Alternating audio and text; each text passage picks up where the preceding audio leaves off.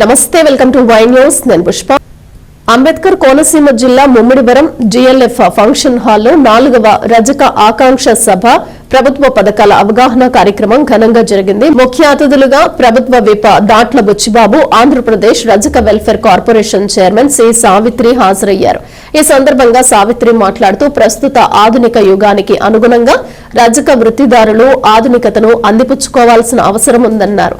మరో ముఖ్య అతిథిగా పాల్గొన్న ఏపీ ప్రభుత్వ చీఫ్ విప్ స్థానిక ఎమ్మెల్యే దాట్ల సుబ్బరాజు మాట్లాడుతూ కూటమి ప్రభుత్వం అంటేనే బీసీల ప్రభుత్వం అని పేర్కొన్నారు. ఈ కార్యక్రమంలో అమలాపురం శాసనసభ్యుడు ఆనందరావు, మాజీ శాసనమండలి డిప్యూటీ చైర్మన్ రెడ్డి సుబ్రహ్మణ్యం, మాజీ ఉమ్మడి జిల్లా జడ్పీ చైర్మన్ నామన రాంబాబుతో పాటు రజక సంఘ నాయకులు, కూటమి నాయకులు, కార్యకర్తలు భారీ సంఖ్యలో పాల్గొన్నారు.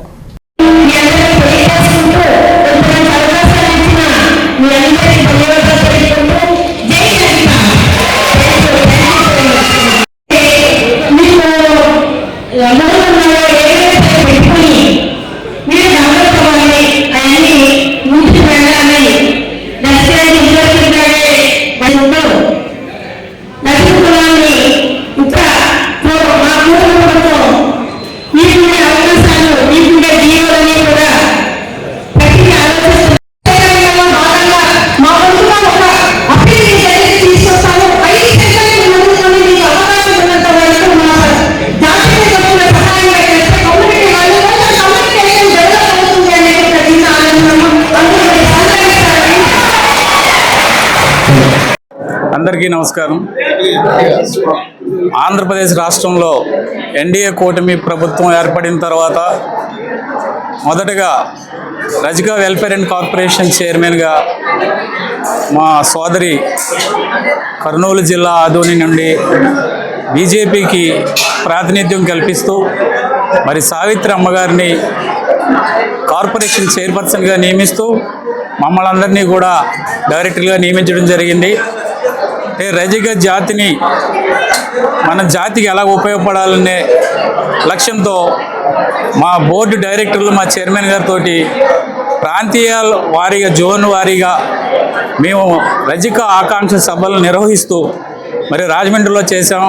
అలా విశాఖపట్నం, తిరువూరు, ఈరోజు కోనసీమ, వచ్చే ఆదివారం 28వ తేదీన రాయలసీమ, ఈ ప్రాంతంలో ఉన్నటువంటి రజకుల సమస్యలన్నిటిని కూడా ప్రజాప్రతినిధులు మరి నాయకుల మధ్య వాళ్ళ సమస్యలన్నీ కూడా తెలియజేసి మేము ముందు తెలుసుకుని వాళ్ళకి తెలియజేసి సమస్యల పరిష్కారం కోసం మా కార్పొరేషన్ ద్వారా మరి మేము కృషి చేస్తున్నాం.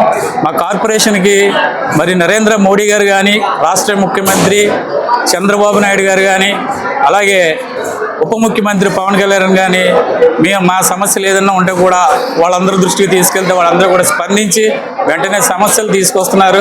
ఇలాగే రాష్ట్ర వ్యాప్తంగా అన్ని ప్రాంతాల్లో కూడా రజక ఆకాంక్ష సభలు నిర్వహించి ఆఖరిగా మేము విజయవాడలో పెద్దల సమక్షంలో భారీ సంఖ్యలో రజక సోదరిమణులతోటి పెద్ద సమావేశాన్ని, పెద్ద సభను ఏర్పాటు చేసి ఈ సభ ద్వారా మా ఎస్సీ సాధన కోసం రాష్ట్రంలో ఉన్నటువంటి జీవోలన్నీ కూడా అమెండ్మెంట్ చేసేలాగా ప్రతి ఒక్క రజక కుటుంబానికి లబ్ధి కలిగేలాగా మేము కృషి చేస్తామని చెప్పి ఈ కోనసీమ రజక ఆకాంక్ష సభ ద్వారా మీ అందరికీ కూడా తెలియపరుచుకుంటాం. కోనసీమ రజక ఆకాంక్ష సభకి మరి స్థానిక శాసనసభ్యులు దాట్ల సుబ్బరాజు గారు కానివ్వండి, అమలాపురం శాసనసభ్యులు మరి ఐతాబత్తుల ఆనందరావు గారు, ఎంపీ హరీష్ గారు, మరి ఇతర ప్రజాప్రతినిధులు, మరి మా రజక సంఘాలన్నీ కూడా ఐక్యమై మరి ఈరోజు సావిత్రి గారి అధ్యక్షతన దువ్వారపు రామారావు గారు మరి ముఖ్య అతిథులుగా ప్రజాప్రతినిధులు అందరూ ఇచ్చేసి ఈ సభ విజయవంతమైందంటే దీని అంతటికీ కారణం స్థానిక రజక సంఘాల నాయకులు, రజక సంఘాలు ఐక్యంగా ఉండి ఈ సభను నడిపించారు. అలాగే మా డైరెక్టర్ గొల్లపల్లి ధర్మారావు గారు కానీ, మరి కాకినాడ ఉమ్మడి తూర్పుగోదావరి నుంచి మెంటారావు గారు కానీ, ఇతర డైరెక్టర్లు అందరూ కూడా ముందుగానే ఈ సమావేశ ప్రాంగణానికి వచ్చి ఈ చుట్టుపక్కల ప్రాంతాల్లో జన సమీకరణ చేసి ఈరోజు మరి సావిత్రి గారి సందేశాన్ని వినడం కోసం మరి ఎక్కువ మంది రజక సోదరులు వచ్చి విజయవంతం చేసినందుకు కూడా వాళ్ళందరికీ కూడా ధన్యవాదాలు తెలుపుతున్నాం. నమస్తే.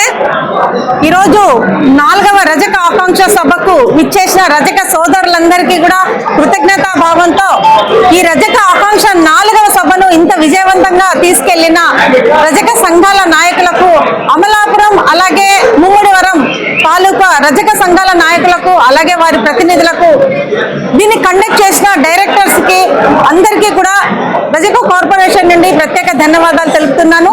ఈరోజు అంబేద్కర్ కోనసీమ జిల్లాలో ఎన్నడూ వినని చూడని విధంగా దాదాపుగా 3000 రజకుల జన సమూహంతో ఈ సభ ఏర్పాటు చేయడం జరిగింది. రజక ఆకాంక్ష సభ యొక్క ముఖ్య లక్ష్యము ఉద్దేశము ఏంటి అనేది మేము స్పష్టంగా ప్రజాప్రతినిధుల మధ్యలో వాళ్ళ అవగాహనకు వదిలేశాము. వారు పాజిటివ్ గా రజక సోదరుల వెంట కూటమి ప్రభుత్వం నడుస్తుంది, మీ న్యాయమైన కోరికలను మేము ఖచ్చితంగా తీరుస్తాము, మీ వెంట మేము ఉంటాము అనేసి ప్రజాప్రతినిధులు, లోకల్ ఎమ్మెల్యేస్ కానీ ప్రజాప్రతినిధులు అందరూ కూడా మాకు భరోసా ఇచ్చారు. దానివల్ల ఒక్కందు బలంతో ముందుకు వెళ్ళి మన రజక జాతిని కొంచెము ఆర్థికంగా సామాజికంగా వృద్ధి చెందుకోవడానికి మాకు ఇది మంచి అవకాశంగా ఏర్పడింది.